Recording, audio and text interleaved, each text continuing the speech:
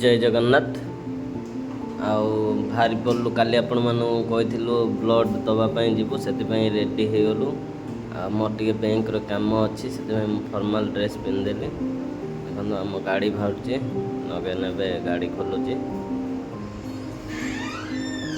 पूरा रेडी आम जावाई मेडिकल। गाड़ी स्टार्ट हो गला।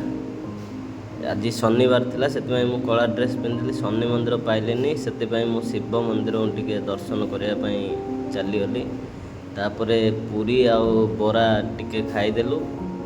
खाईदे आम गाड़ी नहीं फेर बाहरी गलु मेडिकल। देखिपे एटा हूँ आमर नंदनकानन आ भुवनेश्वर जीवा नागे जो रोड से जगहटा। आज फेर आउ थे मत से दिन पुलिस जो जगार धरते से जगार आज आउ थे फेर चेकिंग होता। फेर आमको अटकैले किंतु आम रहीलुनु गाड़ी स्पीड कर पलि आसिलु। देखो ट्रैफिक पूरा जाम अच्छी डुमडुमा पाखरे बहुत जाम थिला। आमर लेट हो गला से तथापि आम धीरे धीरे जाऊँ। देखो केते सुंदर सुजुकी गाड़ी बहुत भल लगुच। पाखापाखि पहुँची गलु। देखु एटा आपणकर खंडगिरी उदयगिरी देखा मंदिर देखिपे। आपन को देखेबी भीतर को तो आम मैंने जाइनु बाहर वीडियो टी देखु पूरा देखु खंडगिरी उदयगिरी। मुझे बाहर देखेबी केमिति पहाड़ होइछि केमिति जंगल होइछि देखिए आपण माने। पूरा से रोड रे मु जाउछि आपण को देखे देखे नहीं कि जीवी खंडगिरी उदयगिरी। देखंतु केते सुंदर लगुच। देखंतु बहुत सारा लोक आछंती बुलुचंती फॉरेनर माने आछंती।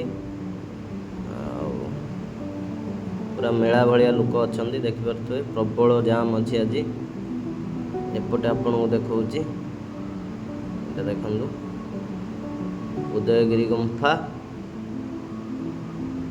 एपटे खंडगिरी उदयगिरी केते सुंदर लगुच परिवेश टी देखंतु।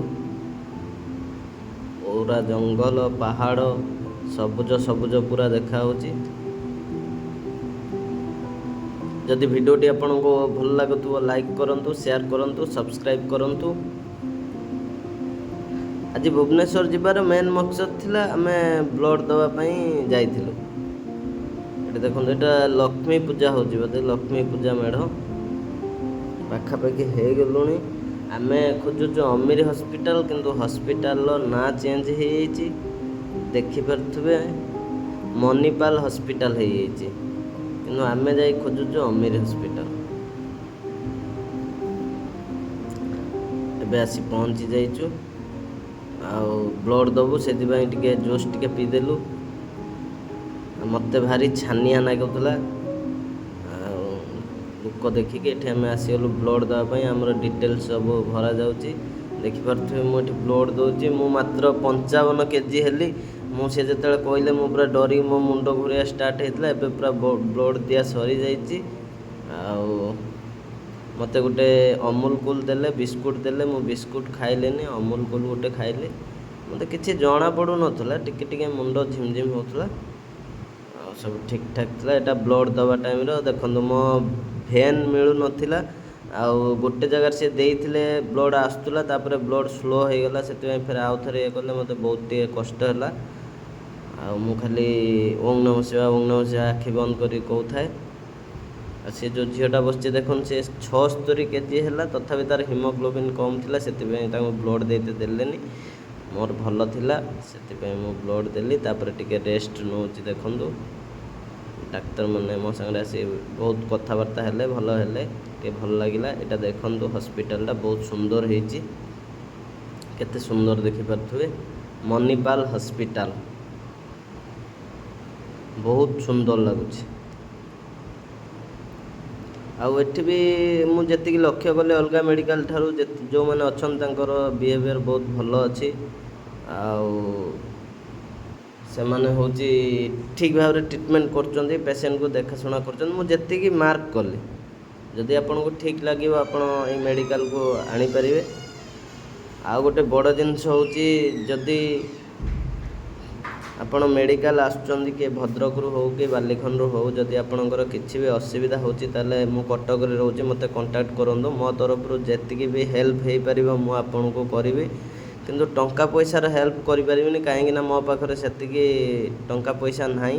ଆପଣଙ୍କର ଯଦି କେତେବେଳେ ହେଉଛି ବ୍ଲଡ଼ ଜରୁରୀ ହେଉଛି କି ଆପଣ ବେଡ଼୍ ପାଉନାହାନ୍ତି, କି ଯଦି ଆପଣଙ୍କର ରୁମ୍ର କିଛି ଅସୁବିଧା ହେଉଛି କିମ୍ବା ଖାଇବାରେ ପ୍ରୋବ୍ଲେମ୍ ହେଉଛି, ଜଣାଇ ପାରିବେ। ମୁଁ ଏଠି ଥିବା ଯେ ଆପଣଙ୍କୁ ସହଯୋଗ କରିପାରିବି।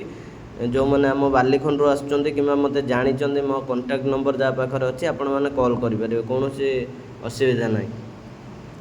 ଆସିଲା ବ୍ଲଡ଼ ଦେଇକି ଆସିଲା ପରେ ଆମେ ଆସିଗଲୁ ଓଡ଼ିଶା ହୋଟେଲ ପାଖକୁ ଖାଇବା ଲାଗି। ସେଠି ଟିକେ ଖାଇଦେଲୁ, ଖାଇଦେଇକି ତାପରେ ଆମେ ବାହାରି ଆସିଲୁ ରୁମ୍।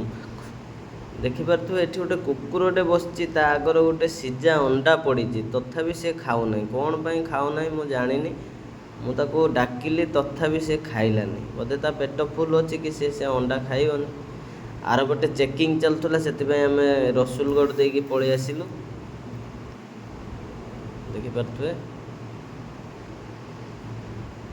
ପାଖାପାଖି ଆମେ ହେଇଗଲୁଣି କଟକ ପାଖାପାଖି।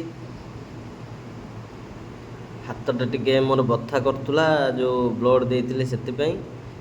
ଜୟ ଜଗନ୍ନାଥ। ଭିଡ଼ିଓଟି କେମିତି ଲାଗିଲା ସେୟାର କରନ୍ତୁ।